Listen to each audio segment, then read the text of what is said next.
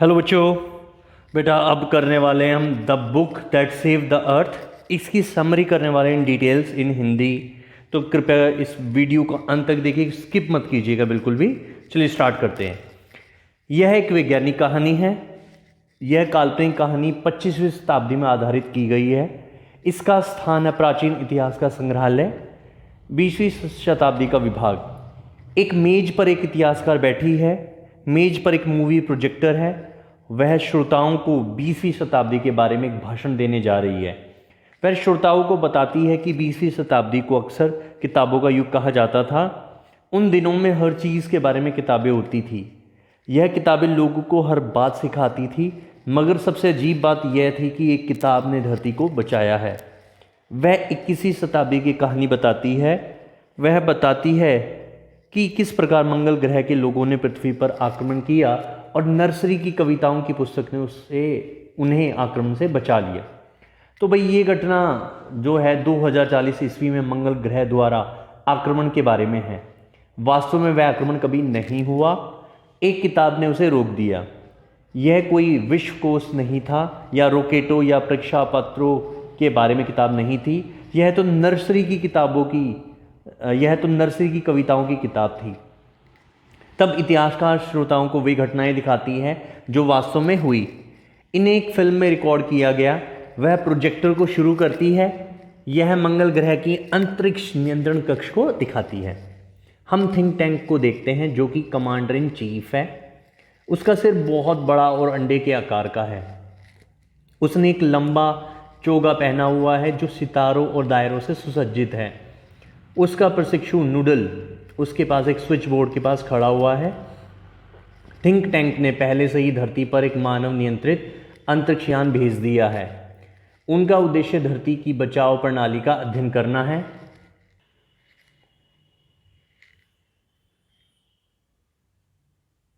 और उसे मंगल से आने वाले अंतरिक्षयानों तक भेजना है जो दोपहर के भोजन से पहले धरती पर आक्रमण करने के लिए तैयार हैं।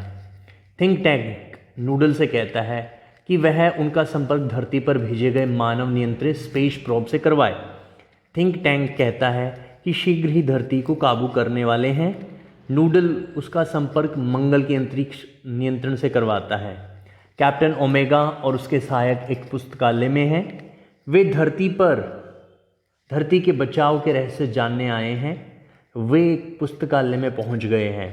उन्होंने पुस्तकालय और किताबों को पहली बार देखी है। थिंक टैंक कैप्टन ओमेगा से बात करता है और उसे बताता है कि वे धरती पर बिना किसी दुर्घटना के पहुंच गए हैं, क्योंकि उन्होंने पहले कभी पुस्तकालय नहीं देखा है। इसलिए उन्हें ये बात पता नहीं कि कहाँ पर है। लेकिन लेफ्टिनेंट आयोटा थिंक टैंक को बताती है कि इन अजीब वस्तुओं किताबों की संख्या लगभग 2000 है। उसका विचार है कि वह स्थान अवश्य ही कोई स्टोर होगा। सर्जेंट ऊप भी कहता है कि उसने पहले कभी ऐसी चीज़ नहीं देखी। वह उन्हें हेट कहता है। ओमेगा थिंक टैंक की सलाह मांगता है। अपने रिमोट कंट्रोल कैमरे से थिंक टैंक किताबों को देखता है तो वो उन्हें खाने की वस्तुएं कहता है और कहता है वे किसी रेस्टोरेंट में हैं। वह कहता है कि जो चीज़ें उनके हाथों में वे सैंडविच हैं। वे धरती के लोगों की खुराक का मुख्य भोजन है। यह निश्चित करने के लिए थिंक टैंक ओमेगा को आदेश देता है कि वह किताब खाए। ओमेगा लेफ्टिनेंट आयोटा को इसे खाने को कहता है। आयोटा सर्जेंट ऊप को इसे खाने का आदेश देती है। ऊप किताब का कोना खा जाता है। वह इसे चबाने और निगलने का नाटक करता है और थिंक टैंक को बताता है कि यह स्वादिष्ट है। कुछ देर के बाद नूडल थिंक टैंक को बताता है कि कुछ आंकड़े उसके दिमाग में तैर कर आए हैं।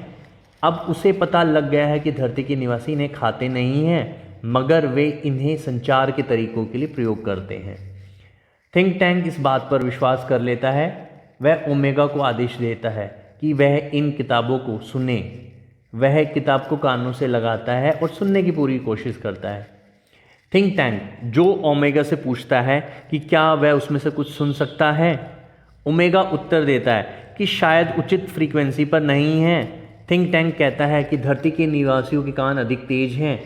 नूडल कहता है कि उसके दिमाग में कुछ सूचना का कुछ अंश है। धरती के लोग इन्हें खोलते हैं और देखते हैं। अब थिंक टैंक कहता है कि वे सैंडविच आंखों के संचार के लिए है। वह कैप्टन ओमेगा से कहता है कि वह 3 सैंडविच ले और उनमें देखे। ओमेगा उन पुस्तकों को देखता है और थिंक टैंक से कहता है कि इनमें धरती के लोगों की तस्वीरें हैं। उनमें कुछ प्रकार के संकेत, लाइनें, बिंदु और तस्वीरें हैं।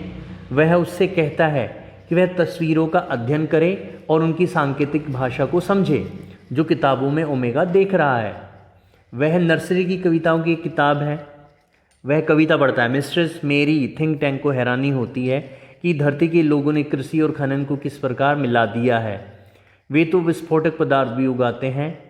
वह महसूस करता है कि धरती के लोग बहुत बुद्धिमान और बहादुर हैं। नूडल कहता है कि आक्रमणकारी अंतरिक्ष यान धरती पर आक्रमण करने के लिए तैयार है, मगर थिंक टैंक नूडल से कहता है कि वह आक्रमणकारी दल को रोकने के लिए कहे। उसके पास नई जानकारी आई है। थिंक टैंक आयोटा से कहता है कि वह जानकारी का अनुवाद करे। वह नर्सरी की कविता है हे डिडल स्पून पढ़ती है। थिंक टैंक भयभीत हो जाता है। वह सोचता है कि धरती के लोग बहुत उच्च सभ्यता तक पहुंच गए हैं। उन्होंने अपने घरेलू जानवरों को भी संगीत और अंतरिक्ष के तरीके सिखा दिए हैं। शायद वे लाखों गायों से ग्रहों पर आक्रमण करने वाले हैं। वह उसे कहता है कि वह आक्रमण दल से कह दे कि आज आक्रमण नहीं किया जाएगा। फिर ऊप नर्सरी कविता हम्पी डम्पटी अगेन पढ़ता है। वह हम्पी डम्पटी की तस्वीर भी दिखाता है। वह तस्वीर थिंक टैंक से मिलती है। वह डर जाता है। वह कहता है कि धरती के लोगों ने उसे देख लिया है। वे केंद्रीय नियंत्रण और उसे जीतना चाहते हैं। वह मंगल ग्रह से भाग जाने का फैसला करता है और नूडल को आदेश देता है कि वह उसके लिए एक अंतरिक्षयान तैयार करवाए। उसे बिना देरी किए वहाँ से भागना है। धरती के लोग मंगल ग्रह पर कब्जा करने आ रहे हैं। नूडल थिंक टैंक से पूछता है कि वे कहाँ जाएंगे। थिंक टैंक उत्तर देता है कि वे अल्फा सेंचुरी नाम के ग्रह पर जाएंगे जो 100 मिलियन दूर है।